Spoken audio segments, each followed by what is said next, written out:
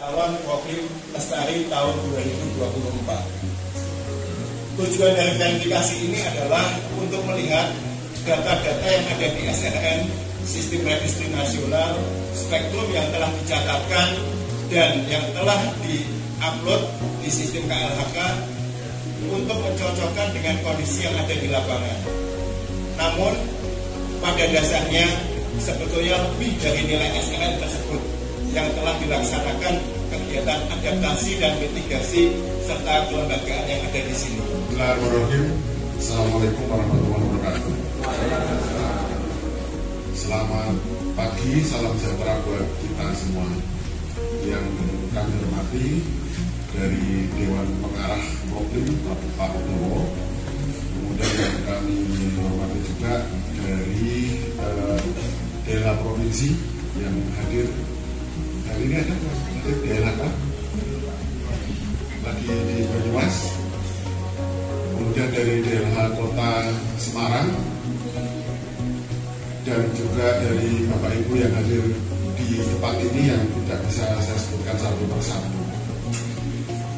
Verifikasi hari ini itu mungkin adalah verifikasi yang bikin saya kualat, karena yang mau saya uji profesor. Jadi nanti saya mau nanya apapun katanya kalah ya. Kalah filosofi, kalah jawaban, apalagi beliau-beliau ini profesor lingkungan. Jadi ya kita guys.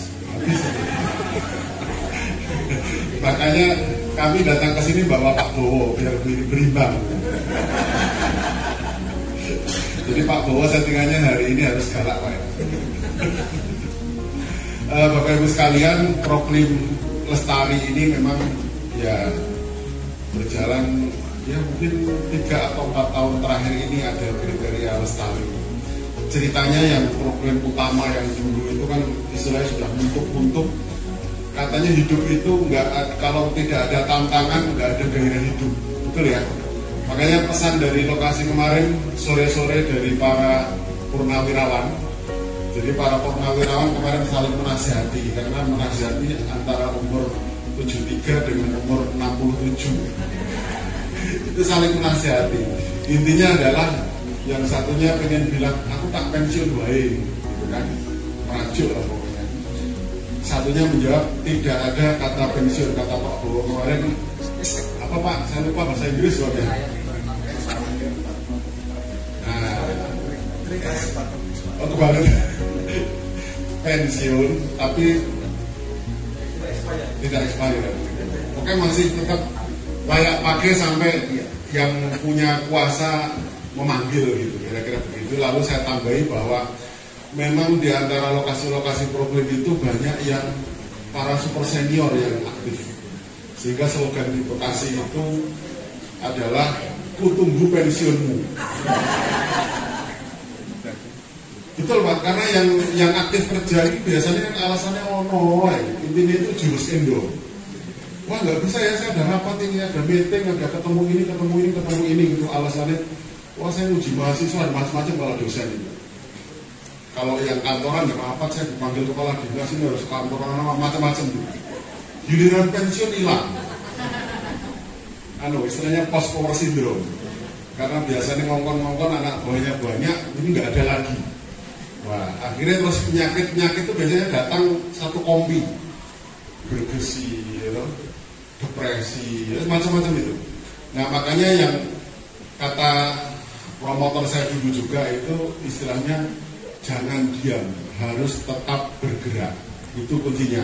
Makanya bagi para super senior itu apapun, walaupun mungkin gerakannya di halaman rumah dari pagi sampai siang utek-utek rumput gitu ya Bu ya, sambil nyiram ya jadi susu sama istrinya. Mbok kono lunga Pak, gitu. Karena kan istri itu nalurinya Pak, kalau suami nggak pergi itu kan nggak ada duit gitu. Ngomong uplek-uplek yang halaman dari pagi sampai siang gitu ya, karena memang untuk mencari aktivitas dalam hiburan hidup itu harus ada aktivitas. Dan salah satu solusinya adalah Proklim. Makanya tim kami kemarin menyarankan Pak, Bu, itu mungkin perlu regenerasi. Regenerasinya yang pertama tadi, menunggu pensiun teman-temannya untuk masuk pasukan Proklim. Itu. Kemudian syukur kalau di sini ada pasukan ini yang nyanyi-nyanyi ini, semoga juga pasukan Proklim, betul ya? Tenang loh ya, sampai ngapusin dosa. Ya karena kalau sudah ada pasukan muda di Proklim itu luar biasa, senangnya minta ampun. Nah, bagaimana caranya agar generasi muda itu masuk ke Proklim? Ya settingannya harus berbeda. Ada nyanyi, ada mungkin lomba selfie, ada lomba apa tuh, foto apa tuh, ngevlog. Kalau yang tua-tua terus bosen ya, nanti urusan. Tapi kalau yang anak-anak itu diajak suruh lomba, walaupun nanti hadiahnya itu cuman gelas harga 10.000, kotaknya kotak Indomie gitu. Itu udah seneng. Jadi mereka itu, jadi generasi Z itu kalau saya amati senangnya pesta. Apa-apa pengen seremonial, pengen disakralkan, Pak, mungkin dirundip di UNES juga sama. Kami di UPN itu sama. Pesta itu mulai lulus magang, lulus proposal skripsi, lulus seminar hasil, lulus ujian skripsi, lulus wisuda. Jadi satu kuliah itu mereka 5 kali perayaan itu apa? Buket ya, namanya mereka tuh. Buket itu selalu ada. Nah, Bapak Ibu sekalian, lestari ini, sekali lagi lestari ini adalah kriteria best of the best yang menjadi tantangan kita adalah bahwa sebelum kami menilai, silahkan Bapak Ibu lokasi itu menilai dirinya sendiri.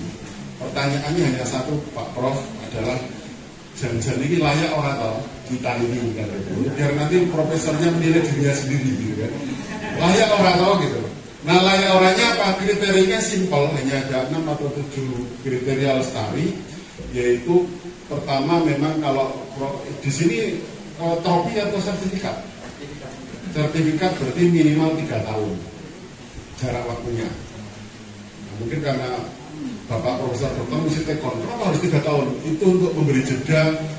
Logika normal orang berjuang untuk mencari jamaah itu ya butuh waktu gitu. Setahun bisa nggak? Ya bisa, tapi mungkin yang anggotanya para malaikat kan gitu ya. Itu diberi jeda 3 tahun, atau kalau yang trofi 2 tahun. Kemudian aksinya, karena aksi di pengendalian perubahan iklim itu ada 2 rumusnya, adaptasi dan mitigasi. Dan mitigasi ini berbeda definisi dengan mitigasi teman-teman kita di kebencanaan.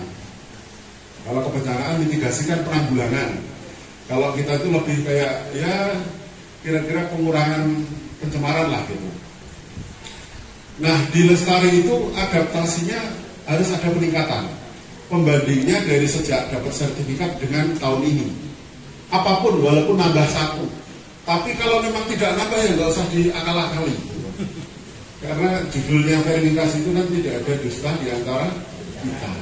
Misalnya dulu sumur resapan 1, sekarang 1 ya rapopo. Kita nggak nyalah-nyalahi karena memang satu tantangannya mengubah paradigma orang itu paling sulit. Dalam rumus pemberdayaan masyarakat kadang-kadang 2 tahun itu waktu untuk bagaimana masyarakat mau tergerak. Kalau cuma pengadaan panel surya aja seminggu jadi. Tapi kalau ubah orang yang nggak minat menjadi minat itu susah. Kemudian adaptasi ada peningkatan, mitigasi harus ada peningkatan. Yang berikutnya adalah apa? Kelembagaan, networkingnya itu harus ada peningkatan juga. Oke lah, di sini mungkin gudangnya para akademisi misalnya yang di provinsi ini. Pertanyaannya, sudah ada perusahaan belum yang gabung dengan CSR-nya? Oke, syukur kalau perusahaannya datang misalnya. Ada, ya. Nah, atau dari yang pihak lain misalnya LSM, atau mungkin dari ormas. Ormas itu kan macam-macam, bisa ormas politik, bisa ormas Muhammadiyah, monggo aja silahkan, karena urusan lingkungan itu kan urusan semuanya. Jadi kami datang itu istilahnya membantu untuk mengumpulkan patsel-patsel itu agar semakin kuat, sehingga misalnya kriteria itu sesuai, maka perjalanan itu makin lancar, didukung oleh para pihak. Kemudian memang ada kriteria standarisasi nasional yang kita sebut itu minimal harus mendapatkan penghargaan tingkat provinsi. Syukur-syukur internasional, namanya Bapak Profesor Doktor kan mungkin dari kolega di Jepang, kolega di Jerman, mampiro di kampungku di foto ya, memberi penghargaan, itu kan sudah penghargaan internasional. Ya mungkin tipikal apa ya Bu? Tipikal inlander kali ya. Jadi nek ana foto ana bule siji kita wah langsung ngangkat Pak. Tapi ya syukur-syukur itu memang secara hubungan internasionalnya bagus.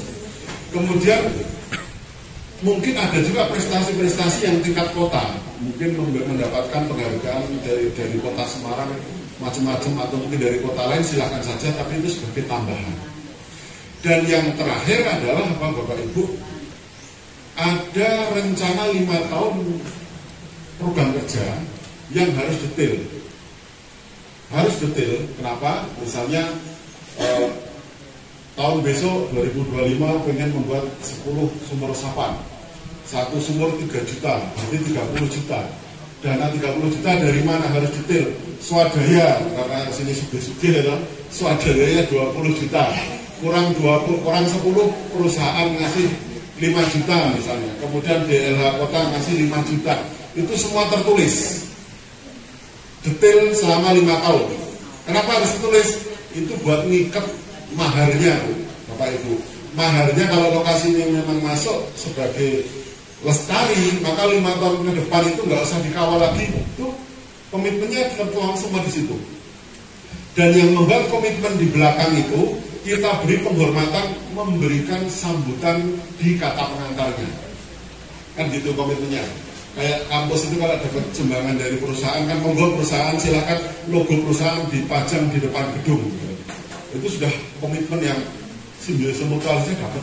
Sama ini di buku panduan, kalau perusahaan memang komitmen mengisi yang belakang, walaupun 1 juta rupiah, 2 juta rupiah nggak masalah.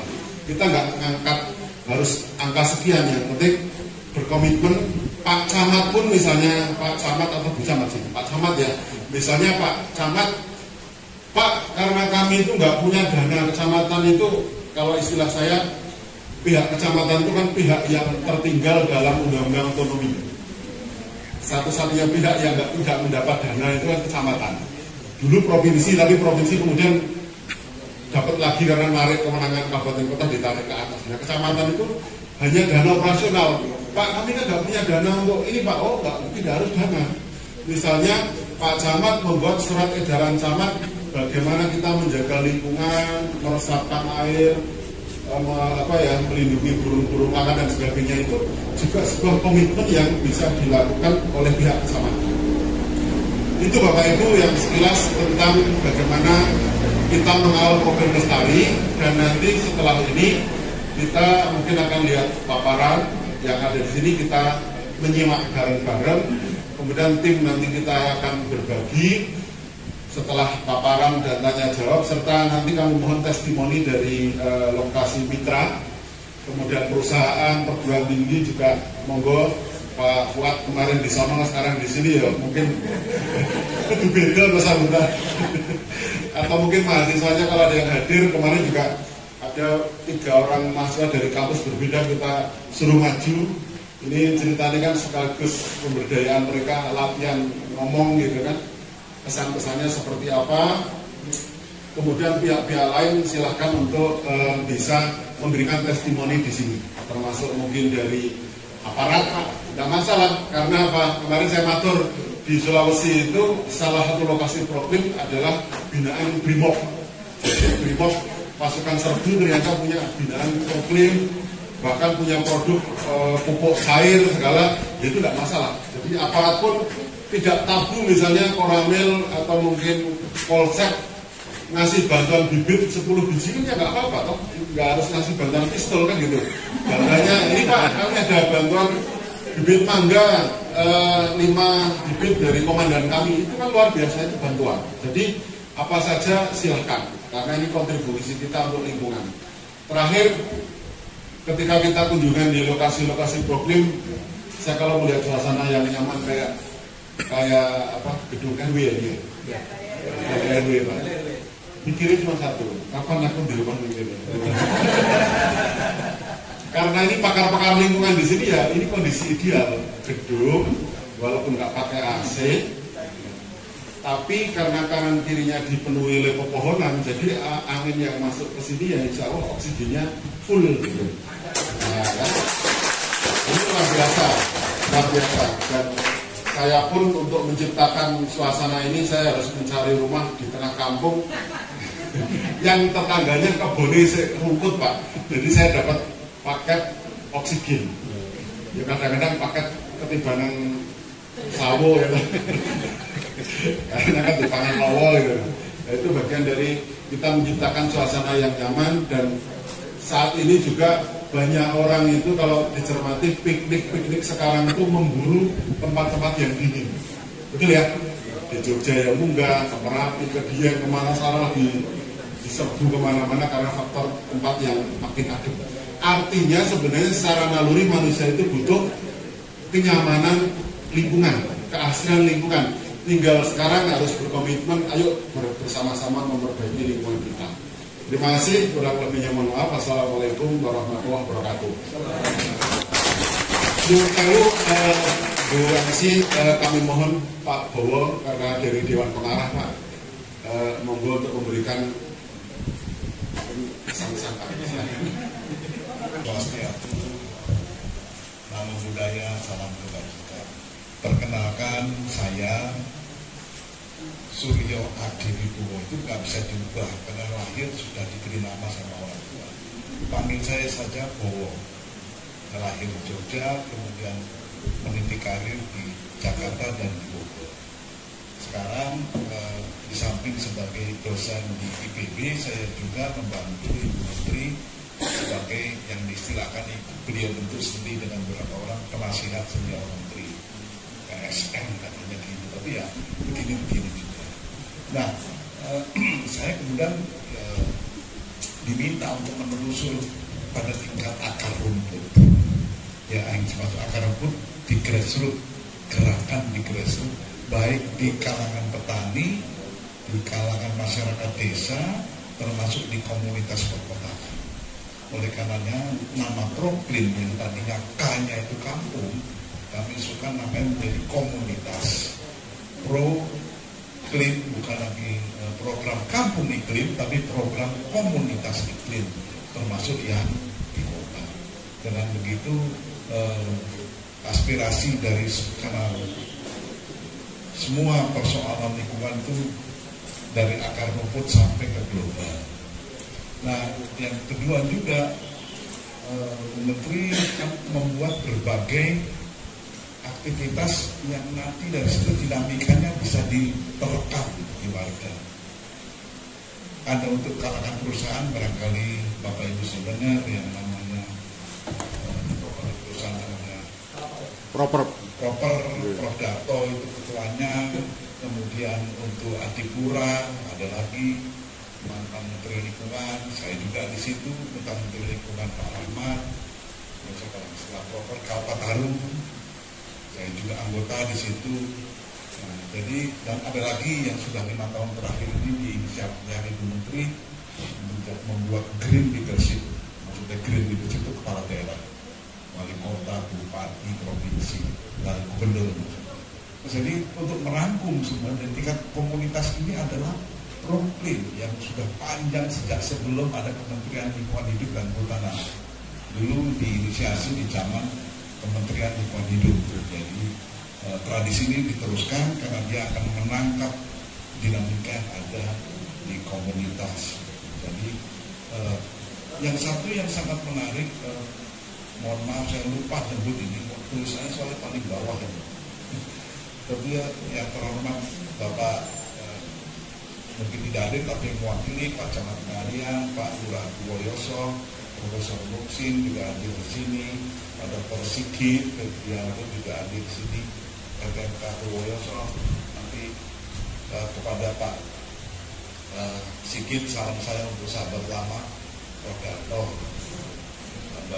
sama-sama berjuang di desa sampai ke atas, advokasi, kebijakan segala macam dengan beliau jauh sudah tahun 90-an.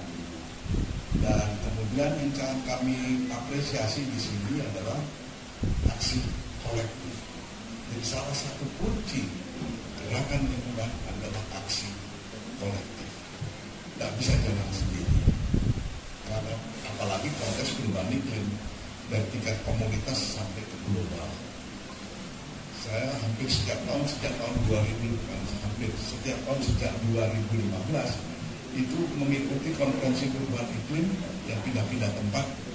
Insya Allah nanti di Azerbaijan bulan November. Nah itu semua itu dari anak muda sampai kepada semua komunitas-komunitas penting.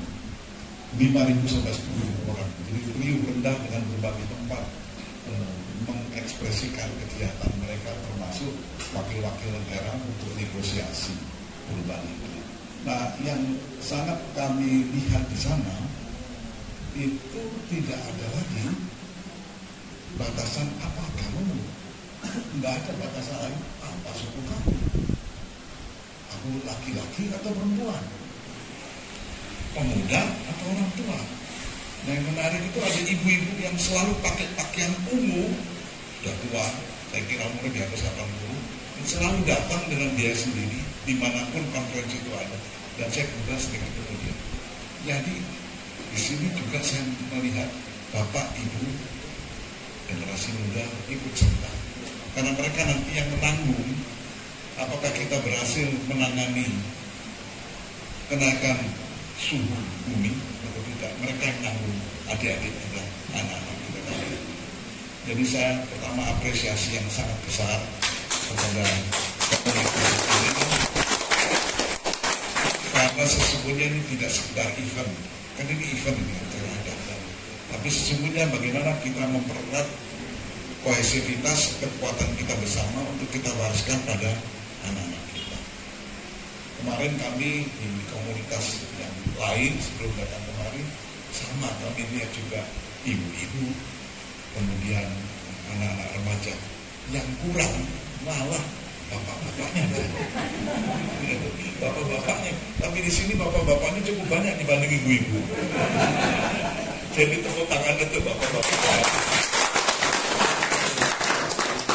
Baik, Bapak dan Ibu, dan saya biasanya membuat laporan juga kepada Bu Menteri, karena saya langsung di bawah beliau, nasihat senior Menteri, ada beberapa orang kami lapor atau tugas-tugas yang telah kami lihat, supaya beliau bisa menyerap apa yang terjadi di lapangan, karena tidak mungkin dia satu persatu datang, tidak mungkin.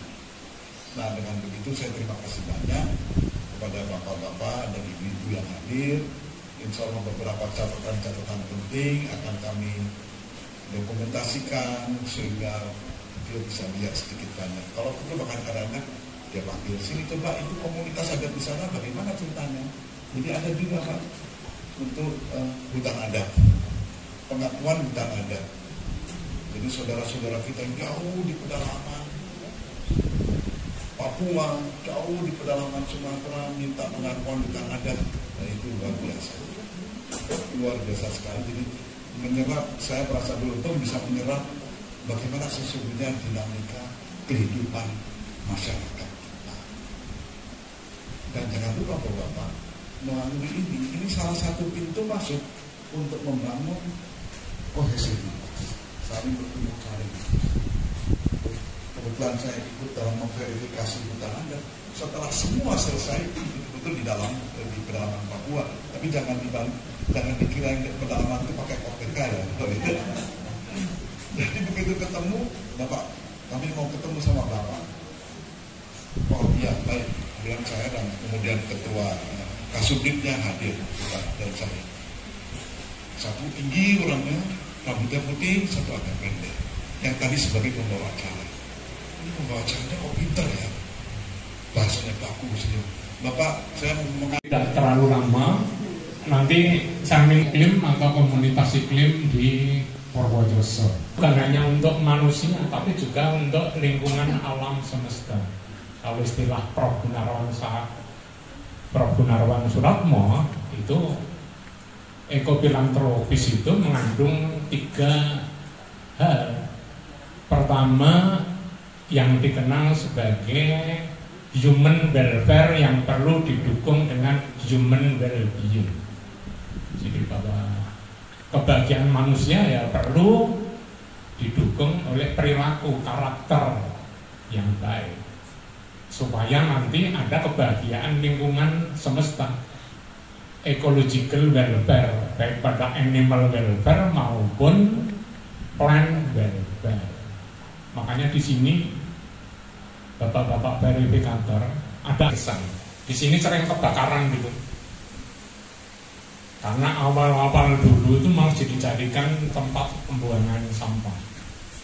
Memang di sini yang tua-tua itu seangkatan saya, di atas saya sudah mulai habis, sudah bersemayam di alam sana. Termasuk para ketua RT dan pembina staf ahli itu ya Pak Ketua LPMK itu sebetulnya. Di sini ada menuju ke arah barat utara, masuk ke sini.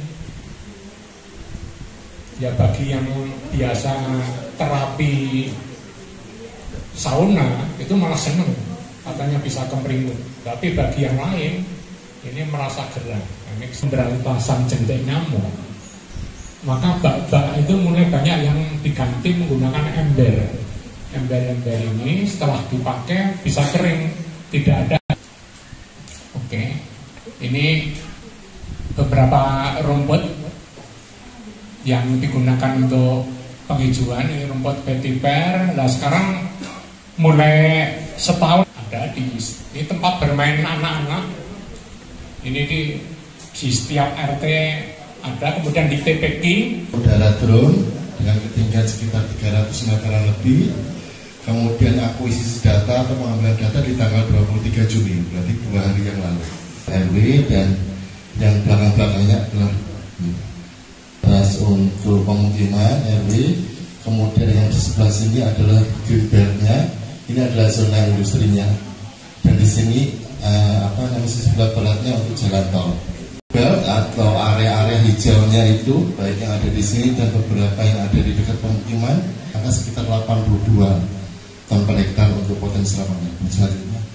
Nah, dari data foto udara, selain data tadi detail dengan resolusi 7 cm, juga kita bisa mendapatkan data berupa ketinggian. Jadi ketinggian pohon bisa diukur dari sini, ketinggian bangunan dan ketinggian tanahnya. Di mana dimulai dari sini. Nah, ini zona hijaunya yang tadi. Nah, ini di sini ada sedikit tinggian. Nah, ini zona hijau. Nah, ini yang paling tinggi yang mungkin tadi sampai Progres sempat longsor di sini. Sekarang sudah hijau semua. 12 meteran pohonnya sudah meja. Dari perguruan tinggi saya kira kemitraan ini menjadi sangat bermanfaat, pertama untuk mahasiswa kami, baik dalam rangka berpartisipasi, memberikan pembelajaran agar mereka juga bisa menerapkan ilmunya, terutama karena kami punya teknik lingkungan, sehingga alhamdulillah sebagian mahasiswa kami ke sini untuk pertama untuk belajar bagaimana mengelola lingkungan dengan baik agar kita bisa menerapkan prinsip-prinsip sustainable. Saya kira ini bagus. Yang kedua, masyarakat juga sama bisa belajar dari kami, dengan dosen maupun dengan mahasiswa mengenai berbagai hal yang terkait dengan ilmu yang dikembangkan di Universitas Solo. Dengan demikian, saya kira kita telah melakukan proses kemitraan, kolaborasi, sinergi yang saling menguntungkan baik di lingkungan kami maupun di kampus kami. Itu yang pertama. Yang kedua, saya kira proses-proses Bridharma di perguruan tinggi sangat memperoleh manfaat dari kegiatan Proklim ini, karena di satu sisi kami bisa langsung terjun di lingkungan, dan di situ kita bisa bekerja dengan masyarakat sekaligus juga melakukan proses riset, penelitian dan pengertian pada masyarakat yang pada saatnya kemudian menjadi bahan pembelajaran di kampus kami. Artinya Proklim memberi dampak positif bagi proses pelaksanaan Bridharma di perguruan tinggi kami, Pak, baik untuk pengabdian, penelitian maupun proses pembelajaran. Sekali lagi itu yang ingin saya sampaikan. Kami menyampaikan beberapa hal terkait testimoni kami selaku mitra perguruan tinggi. Jadi perlu kami sampaikan bahwa di dalam kegiatan kami ini kami kemarin menerjunkan mahasiswa KKN tematik dengan tema Proklim. Dan alhamdulillah beberapa program sudah dibimbing langsung oleh para pengelola Proklim untuk kegiatan di lapangan. Sebenarnya kami juga sudah memberikan pembekalan di tingkat universitas, tapi ternyata kebutuhan di lapangan berbeda. Jadi akhirnya terjadi beberapa sinkronisasi program terkait dengan pelaksanaan Proklim dan juga beberapa hal yang mungkin urgent dibutuhkan oleh masyarakat di sini. Yang perlu kami sampaikan yang pertama adalah adik-adik ini kalau kita melihat lokasi di Proklim Purworejo sudah cukup lebat dengan vegetasi ya. Jadi kita lihat tadi sampaikan Pak Undarto sebetulnya, walaupun kita di Semarang yang notabene cuacanya panas, tapi di sini terasa sejuk seperti pakai AC.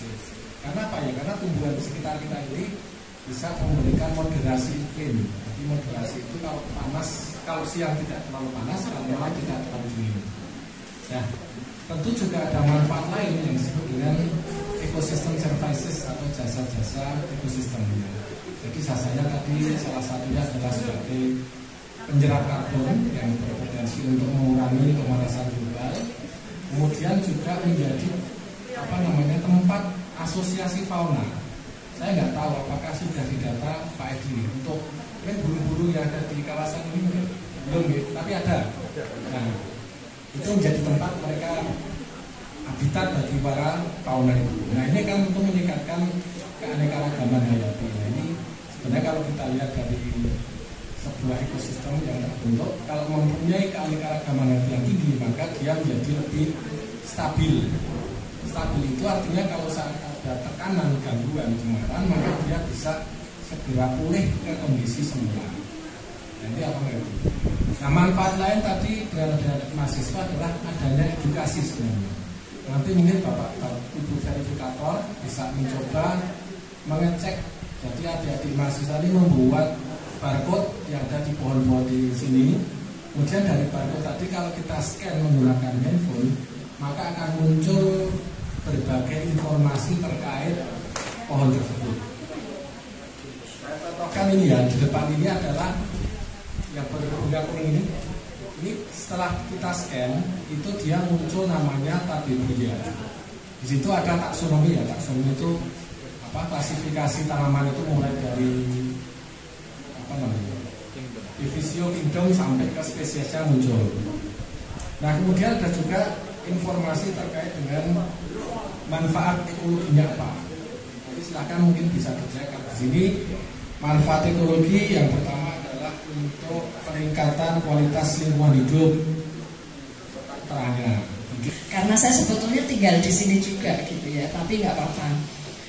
Saya memang tinggal di sini sudah cukup lama, sekitar mungkin 10 tahun lebih, dan karena kebetulan saya juga ada perusahaan dari laboratorium medis Sito, di mana kami memang bergerak juga di bidang kesehatan, dan saat ini konsepnya ini kebetulan sama Pak Edi, yaitu Green Laboratory.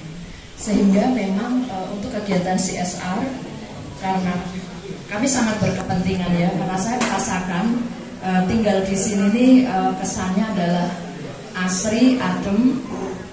Dan kalau Bapak datang dari depan ya, mungkin yang bukan penghuni itu sudah isinya hijau semua. Nah, sehingga ini suasana yang sangat menarik bagi kami waktu itu untuk menentukan lokasi tempat tinggal.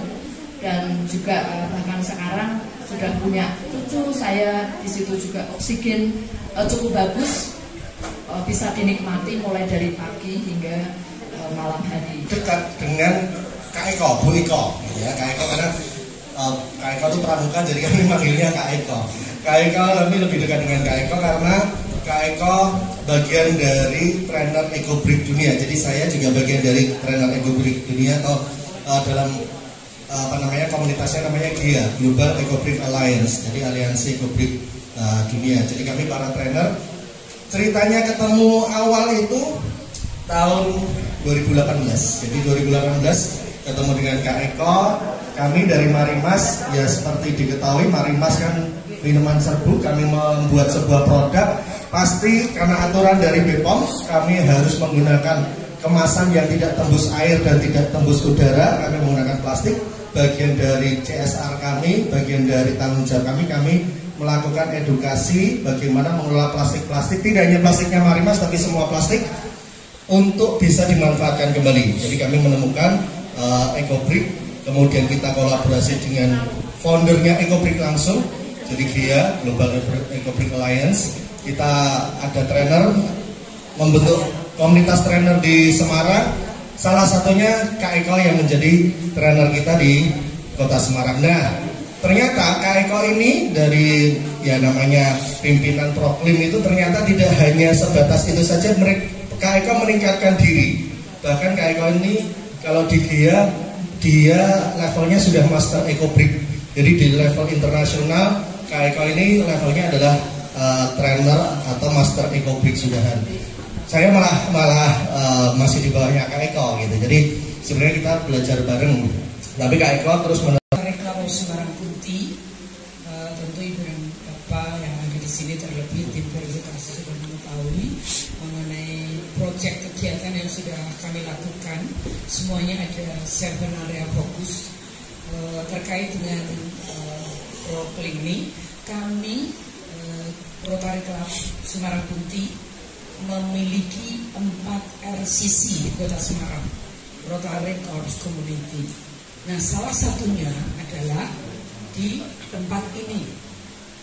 Kami mengawali dengan satu proyek kami, yaitu namanya Economic Development. Nah, antara lain kegiatan yang kami lakukan adalah membantu memberikan pelatihan-pelatihan kepada masyarakat, terutama banyak ibu-ibunya mengenai membatik, lalu kemudian membuat prakarya-prakarya lain yang memang menghasilkan uang dalam rangka usaha ekonomi produktif dengan cukup mahal. Nah, kemudian beliau juga memberikan pelajaran-pelajaran terkait membatik dan cacah daur itu sedang kami pesan dalam minggu ini sudah sampai. Begitu, terima kasih, mohon maaf kurang lebihnya. Berjuang bersama termasuk dengan Proklim Purwokeling RW 10 ini kami juga sudah pernah, soalnya ini juga testimoni betapa perhatiannya Prof. Sutrisno Anggoro ini selaku penasihat Proklim ya Pak, pelindung juga ya, dan ketua RW terhadap urusan Proklim. Ketika kami belajar untuk pengisian SRM, beliau itu nungguin, jadi tidak betapa hebatnya materi-materi yang disampaikan, tapi sampai pada urusan-urusan yang teknis pun beliau itu memberikan perhatian yang cukup besar. Sebenarnya saya cukup minder di sini, semuanya profesor yang bicara dan tadi apa yang disampaikan itu katakanlah walaupun kami Proklim Lestari tapi membuat kami semlengerang gitu Pak Inji. Tetapi siang ini kami mencoba untuk memberikan testimoni kesaksian kami dari sudut kami sesama Proklim untuk saling mendukung karena kami bersaudara. Yang pertama mengenai kelembagaan, tadi sudah dipaparkan oleh Prof. Sutrisno Anggoro. Kelembagaan di sini itu istimewa, agak beda dengan beberapa Proklim yang kami temui. Biasanya ada kelompok inti yang kemudian ini muncul untuk mengusulkan. Tetapi di sini sejak lahir itu keputusannya sudah keputusan pembentukan Proklim gitu. Jadi Pak Edin kata nih sudah sejak tahun 2015 namanya sudah Proklim gitu. Kemudian Proklim ini strukturnya kalau kita lihat itu sudah mewujudkan suatu organisasi yang sangat solid, yang sangat solid sehingga itu akan memperlancar gerakan-gerakan yang dilakukan adaptasi dan mitigasi. Contohnya saja beliau pelindung, penasehat, entah apalagi pokoknya. Kemudian di samping itu semua RT masuk di penasehat. Dan kalau kita lihat di setiap kegiatannya, program-program kerjanya, mereka juga bertanggung jawab terhadap kegiatan adaptasi mitigasi yang sudah diprogramkan itu di wilayah RT-nya masing-masing. Itu hebat menurut kami, itu hebat. Kemudian juga melibatkan kelembagaan-kelembagaan yang ada, perempuan, remaja, power of emak-emak nggak bisa dipungkiri loh ya. Sebagaimana tadi sudah disampaikan oleh Mbak Oki, PKK, karena sebagian dari program kegiatan yang dilakukan itu dilakukan oleh PKK. Pokja 3, Pokja 4. Kebetulan saya PKK sejak muda sampai setua ini Pak. Untuk menyampaikan beberapa hal terkait dengan upaya kami ikut serta dalam program Proklim ini.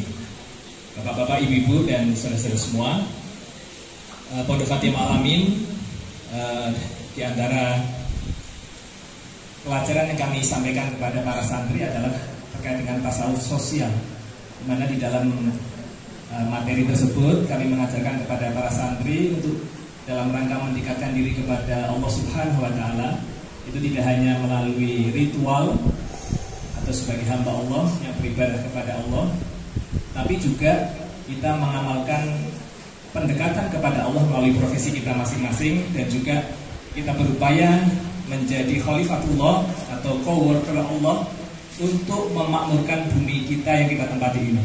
Baginya kepada para santri dan juga mahasiswa di UIN Wali Songo. Kemudian kami juga berupaya untuk bisa mensosialisasikan atau mengkampanyekan tentang kelestarian lingkungan di wilayah PPI ini dengan para santri setiap Sabtu sambil jogging dan jalan sehat, membersihkan lingkungan yang ada di sekitar, memunguti sampah, kemudian menyampaikan stiker-stiker yang berisi pesan-pesan untuk bersama-sama melestarikan lingkungan. Mohon maaf yang sebesar-besarnya dari Bapak Camat, karena sebetulnya beliau ingin sekali hadir memberikan testimoni di Balai RW ini, karena di salah satu warganya di RW 10 ini telah terbentuk proklim yang sudah berada di tingkat lestari. Nah, ini sangat membanggakan sekali. Jadi kami mungkin mewakili Bapak Camat berharap mungkin dari kelurahan-kelurahan lain itu bisa meniru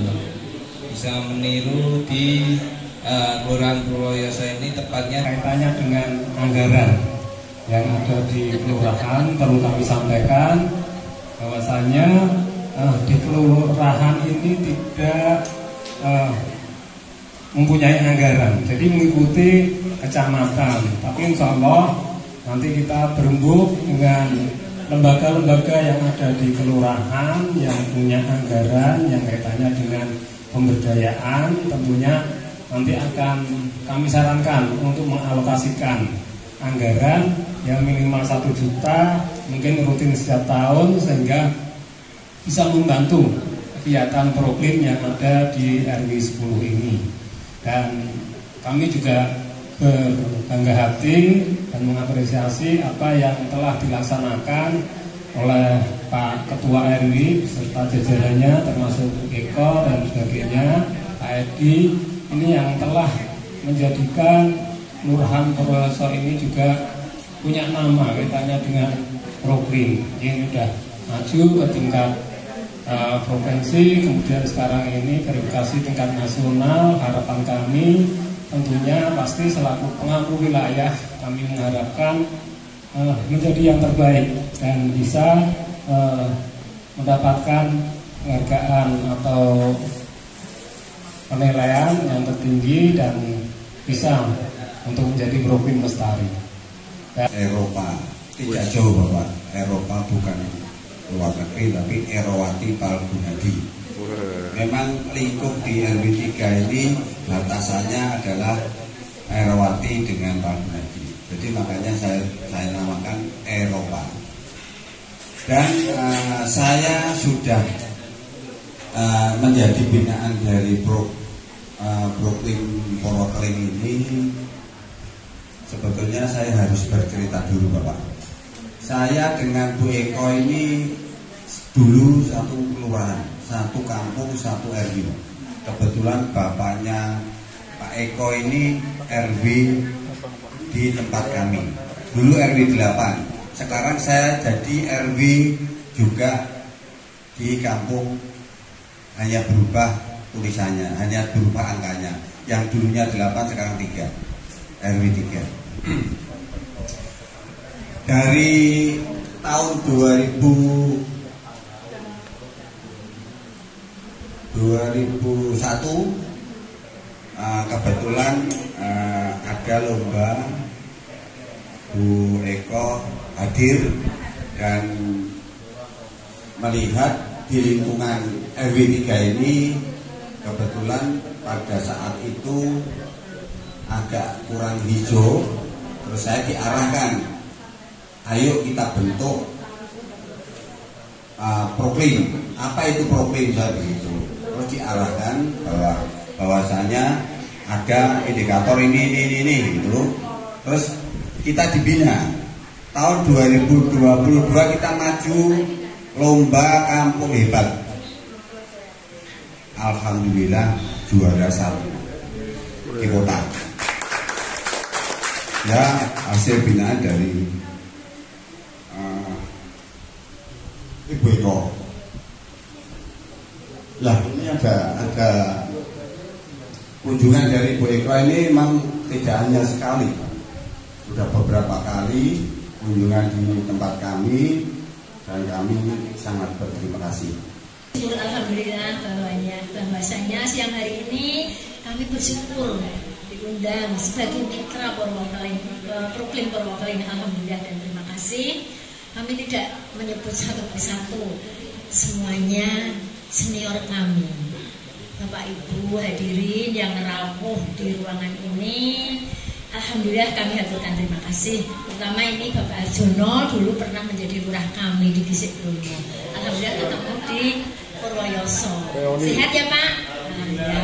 Bapak Ibu hadirin yang dimuliakan Allah SWT, kami akan mengaturkan kabar testimoninya bahwa Kelurahan Gisik Bromo ini terpilih oleh Bu Eko. Awalnya dikenalkan oleh tetangga karena panti, saya mengelola panti, kebetulan rumahnya itu berdekatan.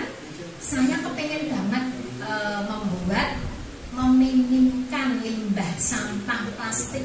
Kemudian beliau bilang, aku punya teman namanya Eko Wardani Pramukawati, komplit banget. Ternyata biayanya hebat. Tepuk tangan buat Bu Eko. Alhamdulillah. Saya ini kemarin itu awalnya juga ngeliat Purwokeling, jadinya yang pas kayak Gondokeling deh, karena Gondorio kelola lingkungan, seperti itu kesingkatannya. Kemudian untuk masalah kedekatan dengan Bu Eko, ini langsung aja nih Pak. Untuk masalah kedekatan dengan Proklim Purwokeling, khususnya Bu Eko, itu sebenarnya kami alhamdulillah sama-sama di andalan daerah untuk tahun ini. Jadi saya belajar banyak ini dari Bu Eko, dan saya itu sudah kenal dengan BPI itu sejak kuliah dulu ya. Teman-teman ada yang ada di sini, teman sekantornya suami saya juga banyak yang ada di sini. Saya melihat perkembangan yang luar biasa di sini. Dulunya longsor yang sebelah sana gitu. Itu ketika mulai saya belum menikah sampai sekarang itu nggak pernah lagi ada berita longsor. Nah itu berarti tadi yang dipaparkan oleh Pak RW itu memang benar seperti itu. Kemudian untuk masalah yang perannya ke Gondokeling ini juga luar biasa. Blusukan seperti yang Ibu sebelah saya bilang tadi ya, ini blusukan, ini bukti-bukti blusukannya Bu Eko dan Pak Rofik itu. Bahkan kami nggak tahu cuma bilang Pak minta izin ini tadi ke sini. Saya lihat foto-fotonya, oh iya, ini ada time-nya juga, ada ini, oh iya, ternyata seperti itu. Dan beliaunya memantau lewat WA, memotivasi, kemudian datang langsung ketemu kami, bahkan kami dipaksa untuk bertemu, Bapak Ibu ya. Karena bukannya sombong, tapi kami ini kok yo angel di rumah gitu ya. Mau ketemu aja dadak janjian, dadak di taleni Bu saya sudah di sini gitu seperti itu. Di BPA sama saya, dan untuk lokasi kami namanya Proklim Araksa Binaya ya. Itu adalah nama dari kelompok remaja ya. Tapi kita ikutkan supaya bisa saling membantu lah. Untuk bapak juga sulit di tempat saya itu, bapak itu sulit. Jadi cocok seperti yang dikatakan bapak tadi, kebanyakan Indo Prayitno. Indo Prayitno menghindar lah itulah. Karena ketika ada Proklim, terus kegiatan apa, kurang-kurangnya itu aja. Jadi seperti saya, wah ikut ini juga ikut, kemarin ada kegiatan di Malang juga ikut, ini ikut terus gitu. Jadi saya tuh minta untuk dari grup Purwokeling kemungkinan lah minta tolong untuk sekali ya dibuat sering lah ada kegiatan masuk di Purwokeling di kegiatan tempat saya. Banyak orangnya biaya ada berat loh. Jadi sulit. Kemarin sudah buat ini, sekarang sudah panen Pak Camukra. Yang punya inisiatif seperti ini tuh memang Indonesia. Memang awalnya dia lebih banyak top down awalnya, tapi makin lama banyak kebetulan banyak mulai naik. Ada pamor mulai. Nah sehingga karena aksi iklim semua diawali dari perundingan, dari pembicaraan. Nah itu lama sekali panjang. Baru tahun 2015 baru ada persetujuan Paris. Semua sepakat menurunkan suhu bumi sekian derajat. Nah itu untuk mencapai ke kalimat itu saja butuh dari 1992 sampai tahun 2015. Karena kepala rambut sama hitam, tapi untuk mengeluarkan pendapat beda-beda.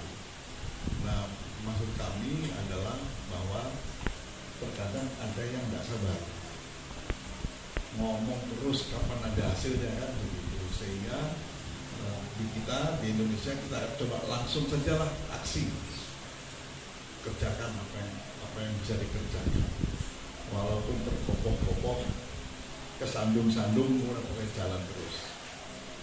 Nah, dan ini kelihatannya juga mendapat sambutan yang baik dari masyarakat bahwa Proklim itu bisa sebenarnya diadopsi di tingkat warga. Yang jadi masalah kemudian KLHK-nya sendiri bagaimana? Ketika sambutannya banyak, itu malah kesulitannya tenaganya yang terbatas, yang bisa melayani keinginan warga masyarakat Indonesia. Nah, sehingga di sini kami melihat bahwa menjadi penting nantinya suatu saat melihat apa yang tadi saya melihat pribadi dua hari ke lapangan ini, bisa jadi inisiatif hal ini dalam arti memverifikasi itu nggak perlu sepenuhnya ada di tangan KLHK, bisa didelegasikan. Ambil contoh misalnya kalau dalam verifikasi di tempat-tempat lain, bukan soal ini soal mekanisme, itu bisa diserahkan ke pihak lain yang bisa melakukan. Tapi pemerintah mengaku memegang standar, bukan yang sering terjadi dari sehingga mereka jadi ada lembaga-lembaga yang melaksanakan standar Proklim, yang buat standar KLHK. Tapi KLHK bukan berarti tidak terjun, tetap terjun untuk lihat standar Proklim itu bisa nggak dijalankan, cukup atau tidak. Nah ini yang kelihatannya ke depan jadi penting. Kita itu tidak kunjung selesai karena belum bisa menjadikan gerakan dari individu, tetangga kita, kanan kiri kita pergi ke kantor, kita naik kereta bareng, masing-masing tidak kenal dalam satu gerbong tapi punya aksi yang sama. Nah itu yang Indonesia belum bisa. Verifikasi program kami di Proklim, hanya sedikit yang kami tanyakan atau memerlukan informasi terkait dengan Bapak Polo tadi yang menyampaikan bahwa untuk agar supaya Proklim ini tersosialisasi dan diterapkan dengan ke warga atau ke masyarakat itu supaya bisa terlaksana. Tadi disinggung mengenai standar. Ini saya nyontoh, apakah untuk lingkungan hidup itu sudah ada sistem mutu, misalnya sistem mutu ISO 9000. Jadi kalau memang sudah ada standar, mungkin kami ingin mengetahui sehingga kami bisa paling tidak mensosialisasikan poin-poin apa yang tercantum di dalam standar, sehingga warga atau anggota di, utamanya karena kami di BKK, sehingga kami lebih memungkinkan untuk menyampaikan ataupun mengulangi. Sebetulnya ini mengenai program ini sudah kami sampaikan, terutama setiap bulan ada dari Dawis maupun sampai RT dan PKKNW.